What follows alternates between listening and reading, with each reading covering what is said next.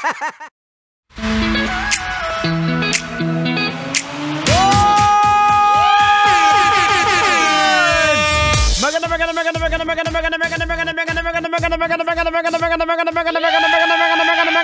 gabi! Metro and Mega Manila, oras natin, we got 28 minutes makalipas sa oras ng alas 8 ng gabi! That's right mga kabisyo, ito na pong huling banat natin sa programang EDSA. At sana naman lahat ay gising pa rin ang diwa at nakadilat ang mga mata. Alright mga kabisyo, at syempre sa mga papasok pa lang po sa trabaho, maraming salamat sa pakikinig. At shout out sa lahat po ng mga Grab drivers natin na nakatutok, mga taxi drivers. Boards, maraming salamat dahil kasama mo ang programang EDSA. Dito naman sa programa natin, hindi lang basta mga kalokohan. Of course, we learn a lot of things sa mga bagay-bagay, sa mga issue na nilologika natin. Lagi, araw-araw, meron po tayong take home dito. Wow! Kagaya na lang ito, hindi na natin patatagalin to. Pag-usapan na natin to.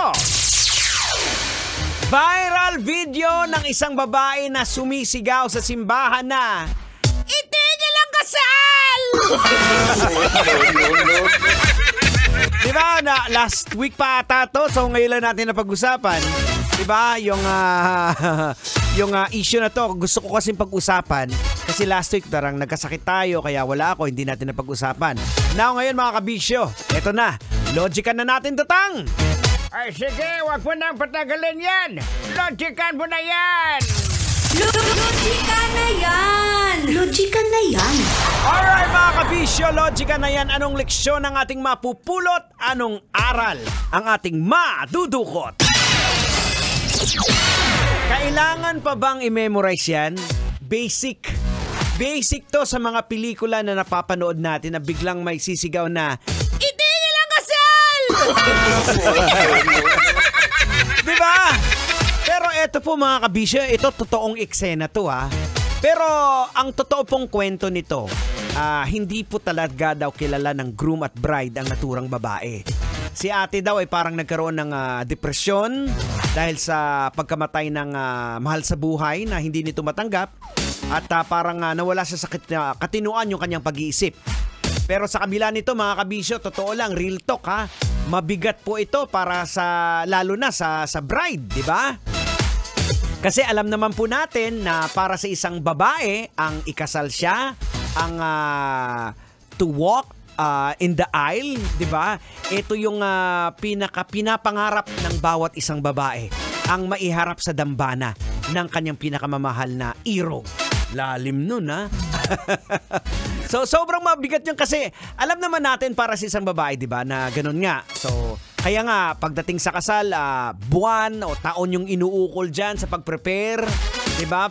Tapos, isang araw lang, may eksena mangyayari, masisira, di ba?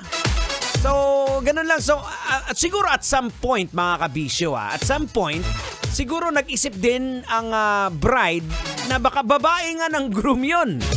Pero siguro eventually, na-realize niya na hindi nga, parang, hindi naman pwede. Now, mga kabisyo, eto, logican po natin ang naging eksena ni ate na sumigaw na itigil ang kasal.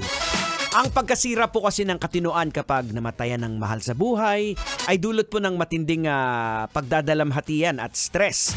Ang matinding emosyon po tulad ng kalungkutan at pagkabigla ay nagiging sanhi ng hindi pangkaraniwang pag-uugali tulad ng babaeng sumigaw na itigil ang kasal!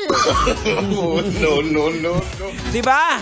So, mga kabisyo, intindihin din po natin. Kaya lalo-lalo sa may mga pinagdaanan na depresyon, importanteng intindihin po natin sila. Pero iba naman po yung eksena ng kapitbahay nyo, boards, na laging sumisigaw. Hindi depresyon ang pinanggagalingan yan. Tang, ano ba ang tawag dyan, Tang?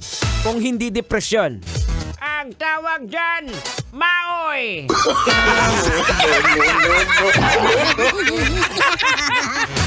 Lasing pala, hubog!